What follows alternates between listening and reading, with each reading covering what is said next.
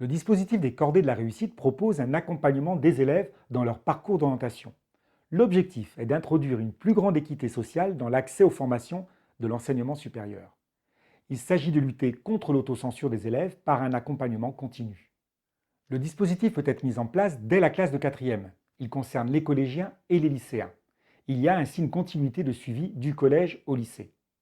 Sont prioritairement concernés par le dispositif les élèves scolarisés en éducation prioritaire ou en quartier prioritaire politique de la ville, et en particulier dans les cités éducatives, les collégiens et lycéens de zones rurales et isolées dont les ambitions scolaires se trouvent souvent bridées par l'éloignement des grandes métropoles, les lycéens professionnels qui, avec la transformation de la voie professionnelle, doivent pouvoir bénéficier de parcours plus personnalisés et progressifs.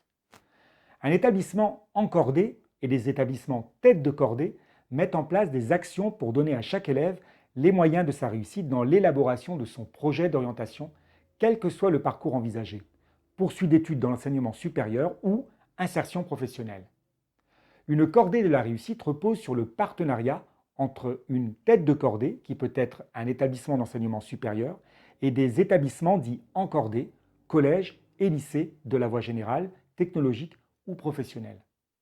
Ce partenariat se traduit par un ensemble d'actions d'accompagnement mises en œuvre dans le collège ou le lycée encordé en faveur des élèves volontaires.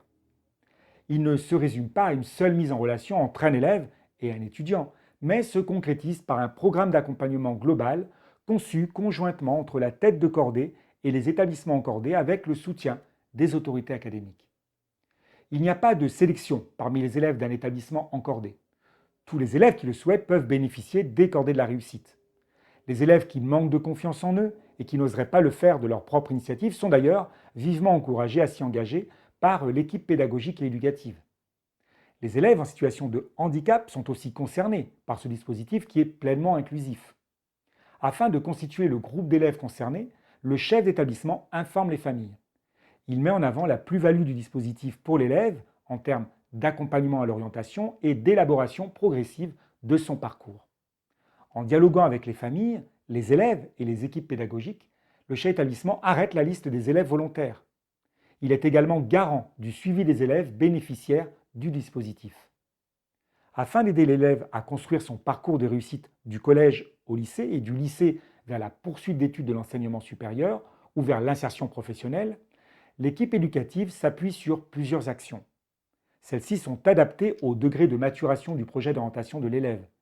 Actions d'accompagnement et d'ouverture sociale et culturelle, actions de tutorat-mentorat, actions de préparation aux usages du numérique et d'éducation aux médias, opportunités pour découvrir d'autres lieux et d'autres secteurs professionnels, opportunités pour bénéficier de l'offre des internats des XXIe siècle, actions liées à la découverte des métiers pour permettre de faire évoluer la représentation de telles filières ou professions chez les élèves et de lutter contre les stéréotypes de genre.